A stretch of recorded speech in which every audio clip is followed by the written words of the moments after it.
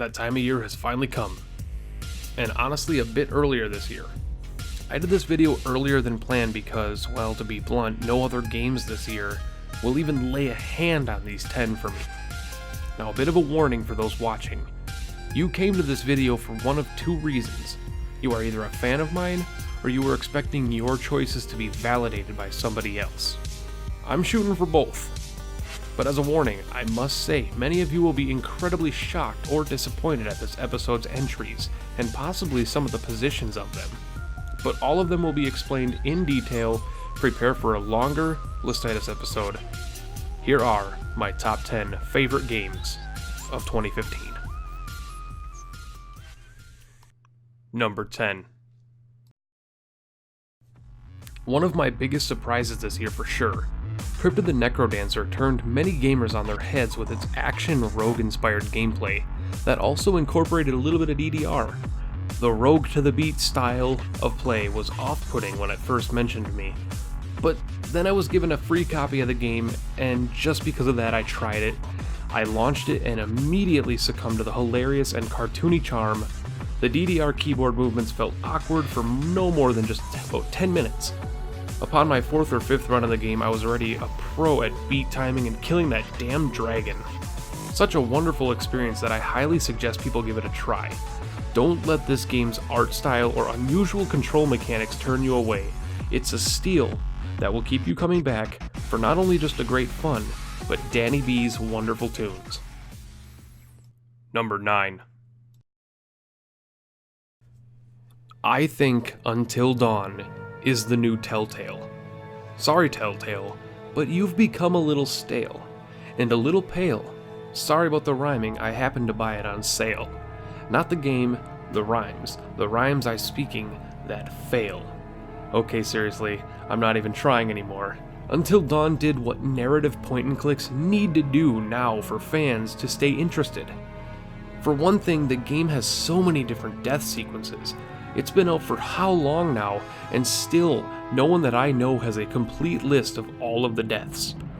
Every character is a unique, fairly cliche trope from horror culture, and you as the player must guide them, choose for them, through numerous adventures and paranormal activities. No, the good kind.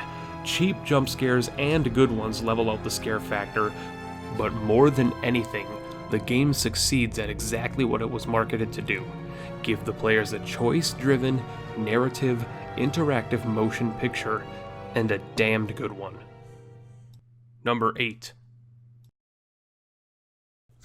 The major expansion for last year's Rebirth left many people in awe. Ed, Tyrone, and everyone at Nicholas really have proven just how much they love what they do. Ed could not stop making things for this game. He legitimately could not.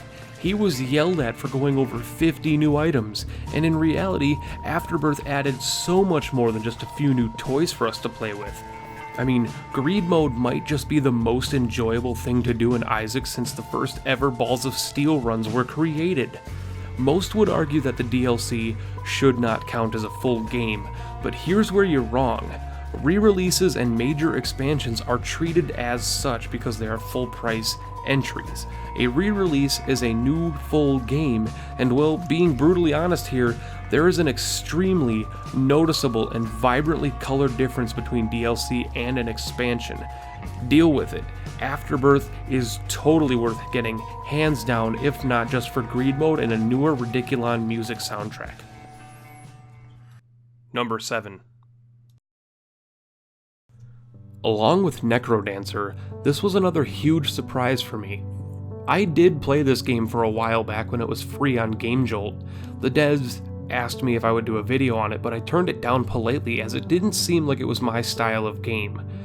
Because from the outside it looked like just another rehashed pixel art tower defense game, which the market is loaded with.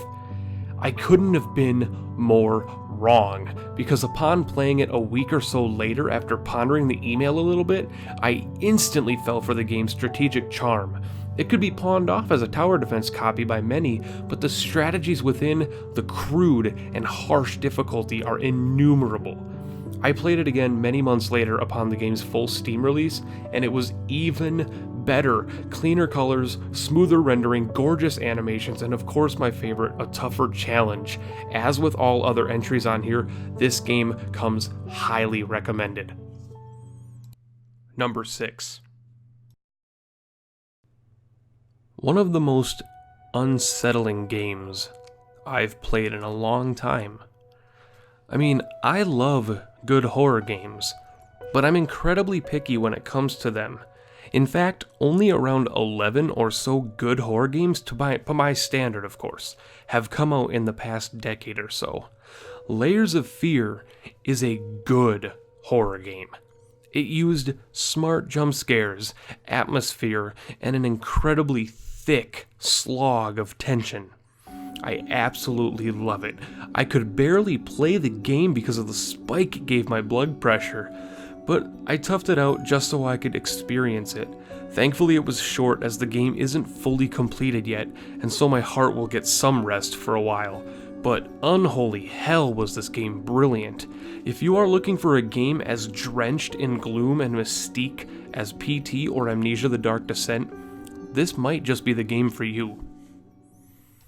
Number 5. Undertale. This game is so immense in the gaming community right now. Undertale itself has become a verb and a noun. This is one of those games, like Braid, Bastion, and Fez, that come out of nowhere after being created by one or two people that will absolutely stun you. I will not spoil anything about the game's story, so don't worry, but what this game accomplished was incredible. The writing was top-notch, unbelievably hilarious one minute and then heart-tuggingly painful the next. The mechanics regarding the RPG systems, combat, and choice were done astonishingly well too.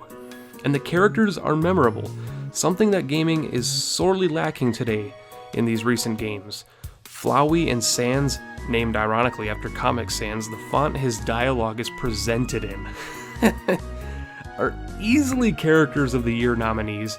The only area the game really struggled was with the art style and the lack of player character development. I can't recommend the game highly enough though. Number 4. Wasteland. Wasteland was in every aspect the first ever Fallout game, and I remember fondly playing around with it on my buddy's dad's computer in his basement. I really didn't ever know what I was doing until I started playing Fallout. Well, then just last year, a game called Wasteland 2 was kickstarted and they stomped their goals. I was interested because I wasn't sure if they were just rebooting the franchise from the ground up, doing a fresh sequel, or going the Fallout 3 route of making an FPS 3PS adventure hybrid. I did end up throwing a few bucks at it just because I wanted to see it finished, and while I never played the original release of Wasteland 2, around the middle of this year, they released a director's cut for Xbox One and PC with new voice acting, updated graphics, visuals were included, better animations, violence, and a ton of new content. I dove into this while watching my bud Co-Carnage play a blind playthrough of it, and Jesus if this game isn't the Fallout I've been wanting. This is what I wanted Fallout 3 to be, and not to lie, this is what I wanted Fallout 4 to be. Not shaking down on Fallout 4 or Fallout 3, but I missed the isometric CRPG feeling of these games. It's incredibly deep, and I still haven't even scratched the surface of it. Number 3. Here it comes. Here it comes. Let the rage of the nerds commence. How is Fallout 4 number 3? Does this guy even understand video games? Fuck this. I'm going to IGN. Look, goddamn, I warned you about this. No, Fallout 4 is not my number 1 game of the year, not even my number 2, and barely even scratched number 4. But let me express something very clearly here. I am one of the biggest Fallout fans you'll ever meet. As mentioned during our last entry, I grew up on the old Fallout games, and was sorely disappointed with 3. It grew on me over time and became one of my favorite games of that generation, but that doesn't mean it was a good idea to turn the CRPG classic franchise into a shooter using Oblivion's engine. An engine that, mind you, is only a few years younger than me. Yeah. So, then if I speak against it this much, why is it this high? Because, like Dark Souls 2 on last year's entries, I still loved the experience with it. Every single little location, marked or not, was brilliant and well designed. I felt the new perk system and fresh world were astounding. The game was, however, riddled with issues, some that have been known for a decade and should not be swept under the rug anymore. And for this, as you'll find out in full detail during my critique video of the game coming soon, I cannot possibly put it on my top 2 of this list. Is Fallout 4 a great experience and a riveting journey? Yes, it is. Is it a great game and a good addition to the franchise? Sadly, I cannot say yes. Number 2. Elite Dangerous was one of those curious buys for me, and I have not since taken a second look at that decision. It randomly appeared on my Xbox One Gold menu saying that I could get it for 30% off during the game preview program after E3. I watched a video of it and I've heard rumors of it and how huge and addicting the game was. This all culminated in me buying the game and diving into the game preview. I spent 2 hours doing the tutorials before even jumping into the game, and I was actually learning how many tutorials these days are plainly laid out, just push this, go here, kill him, and they're just fodder to get you to the main campaign. Not this. This felt like a freaking space opera boot camp, an unholy Jesus riding a dinosaur into a hurricane if the game's flight isn't fluid as Chris Calico's flow. I cannot express how great it feels flying in the ships of this game. Then let's not forget your world map is the freaking Milky Way galaxy to scale. You heard that right. It takes days at regular speed to make it from one system to another system. Trust me, I tried. No sleep mode. I set my controller down to make it from one starport to another starport in the same star system at regular speed took me 60 hours. And we're talking about 2 spaceports inside of one star system amongst 400 billion star systems. And the game is getting even better in a few weeks with Horizons allowing planetary landing and exploration on every single one of them. It's no joke that I lost myself in this game for weeks. I started out as a little poor weapons dealer and ended up, getting a mafia's attention, with whom I ended up signing on with and selling slaves and narcotics. And after I was caught, I was given the opportunity to jettison all of my cargo or fight. I dropped those slaves into space and joined the Navy, with who I am now a captain. I love this game, and I cannot wait for Horizons. And number 1. So what makes Witcher the Wild Hunt my game of the year? Everything about it, really. Coming off of one of my favorite games of the last generation, Assassins of Kings, Wild Hunt had a lot of ground to cover. I spent months talking about how the game was going to need a ton to impress me, and CD Projekt Red, like always, created a stunning, mysterious, hilarious, and enthralling, and all other adjectives in your local dictionary, game. The world is massive and filled with meaningful content. Fetch quests that don't feel like fetch quests, where they each have a unique background to them. Memorable characters the series is widely known for. Combat that has been made even better and more intricate than before. Fantastic script and dialogue. Gorgeous graphics and environments. Crafting, looting, lore, sex, sadness, joy, and fucking Gwent. The game of Gwent itself could be its own game, and it's only a small portion of this title.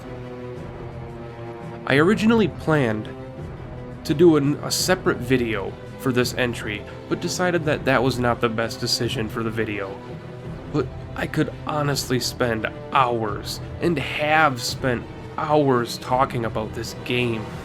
It's a real joy nowadays to have a developer that cares so much about their title and so much about their fans to take the time making a near perfect game and then to continue to make it better for us with massive expansions adding dozens of hours of content, and then patches adding in little things that people asked for.